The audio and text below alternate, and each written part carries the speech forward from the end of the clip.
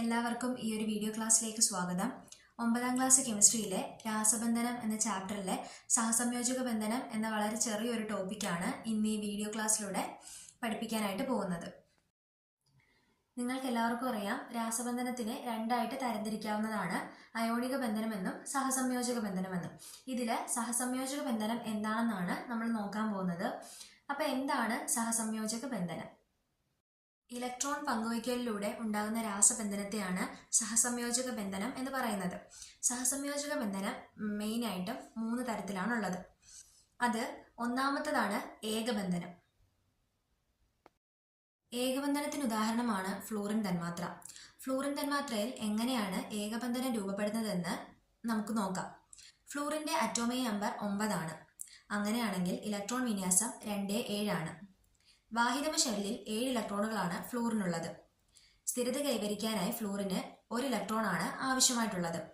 അങ്ങനെയാണെങ്കിൽ 2 ഫ്ലൂറിൻ ആറ്റങ്ങൾ 1 ജോഡി ഇലക്ട്രോണുകളെ വീതം പങ്കുവയ്ക്കുന്നു. അങ്ങനെയാണ് ഫ്ലൂറിൻ തന്മാത്രയിൽ ഏകബന്ധനം ഉണ്ടാകുന്നത്. 1 ജോഡി ഇലക്ട്രോണുകളെ വീതം പങ്കുവയ്ക്കപ്പെടുന്ന രാസബന്ധനമാണ് അല്ലെങ്കിൽ സഹസംയോജക ബന്ധനമാണ് ഏകബന്ധനം എന്ന് പറയുന്നത്. ഫ്ലൂറിൻ തന്മാത്രയാണ് ഏകബന്ധനത്തിന് ഉദാഹരണമായി പറയപ്പെടുന്നത്. ഇതിനെ എഫ് ഏകബന്ധനം എഫ് എന്നാണ് പ്രതിനിധീകരിക്കുന്നത്. ഓക്സിജൻ തന്മാത്രയിലെ സഹസംയോജക ബന്ധനത്തെക്കുറിച്ചാണ് അടുത്തതായിട്ട് നോക്കാനായിട്ട് പോകുന്നത്. ഓക്സിജൻ തന്മാത്രയിൽ ദ്വിബന്ധനമാണ് ഉള്ളത്. ഓക്സിജൻ ആറ്റത്തിന് അറ്റോമിക് നമ്പർ 8 ആണ്. അങ്ങനെയാണെങ്കിൽ ഇലക്ട്രോൺ വിന്യാസം 2, 6 ആണ്. അപ്പോൾ ബാഹ്യതമ ഷെല്ലിൽ 6 ഇലക്ട്രോണുകളാണ് ഓക്സിജൻ ഉള്ളത്. അപ്പോൾ 2 ഓക്സിജൻ ആറ്റങ്ങൾ 2 ജോഡി ഇലക്ട്രോണുകളെ വീതം സ്വീകരിച്ചെങ്കിൽ മാത്രമേ സ്ഥിരത കൈവരിക്കാനായിട്ട് സാധിക്കുകയുള്ളൂ, അല്ലെങ്കിൽ അഷ്ടക ഇലക്ട്രോൺ വിന്യാസം പൂർത്തിയാക്കാനായിട്ട് സാധിക്കുകയുള്ളൂ. ഓക്സിജൻ തന്മാത്രയിൽ 2 ജോഡി ഇലക്ട്രോണുകളാണ് പങ്കുവയ്ക്കപ്പെടുന്നത്.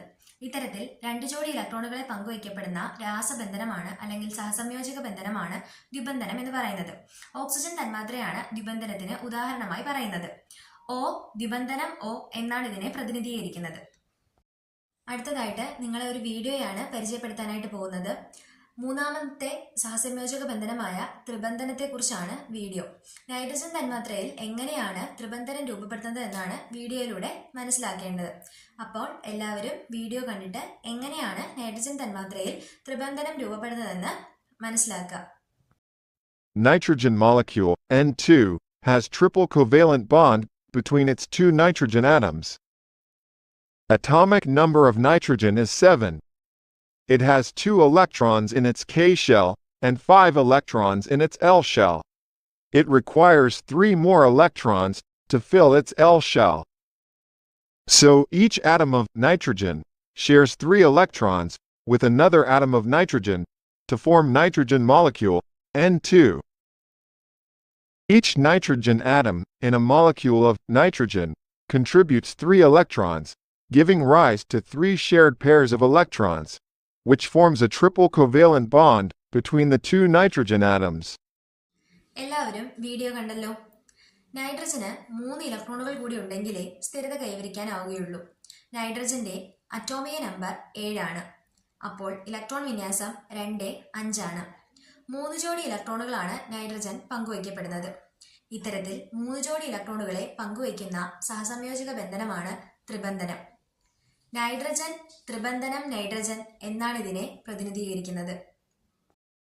ഇനി അടുത്തതായി ഹൈഡ്രജൻ ക്ലോറൈഡിലെ സഹസംയോജക ബന്ധനത്തെക്കുറിച്ചാണ് കാണിക്കാനായിട്ട് പോകുന്നത്.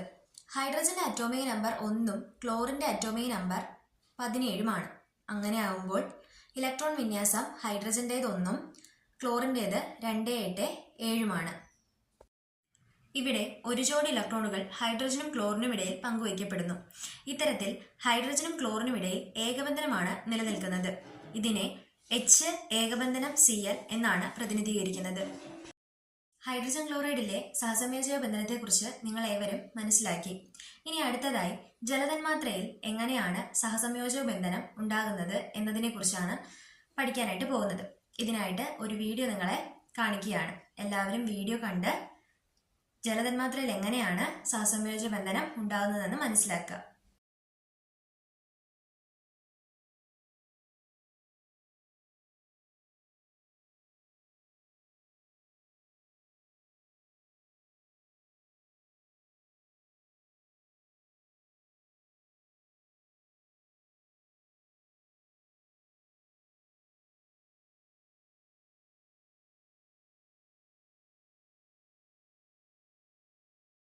എല്ലാവരും വീഡിയോ നിരീക്ഷിച്ചല്ലോ.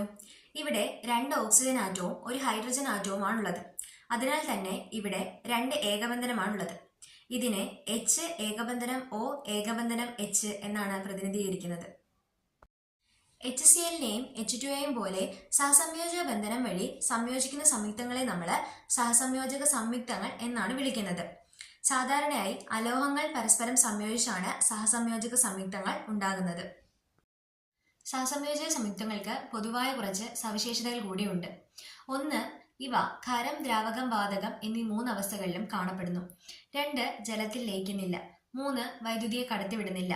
4. കാർബണീയ സംയുക്തങ്ങളായ CCl4, ബെൻസീൻ, മണ്ണെണ്ണ തുടങ്ങിയവയിൽ ഇവ ലയിക്കുന്നു. 5. തിളനില, ദ്രവണാങ്കം എന്നിവ ഇവയ്ക്ക് പൊതുവെ കുറവാണ്. അപ്പോൾ ഇന്നത്തെ ക്ലാസ്സിലൂടെ സഹസംയോജക ബന്ധനം എന്താണെന്നും ഏകബന്ധനം, ദ്വിബന്ധനം, ത്രിബന്ധനം പോലുള്ള സഹസംയോജക ബന്ധനങ്ങളെക്കുറിച്ചും സഹസംയോജക സംയുക്തങ്ങളെക്കുറിച്ചും നമ്മൾ പഠിച്ചു. ഇത് നിങ്ങൾക്ക് മനസ്സിലായി എന്ന് വിശ്വസിക്കുന്നു. അപ്പം ഞാൻ നിങ്ങൾക്ക് വേണ്ടിയിട്ട് ഒരു പ്രവർത്തനം നൽകാം. സഹസംയോജക സംയുക്തങ്ങളെക്കുറിച്ച് കൂടുതൽ ഉദാഹരണങ്ങൾ കണ്ടെത്തുക.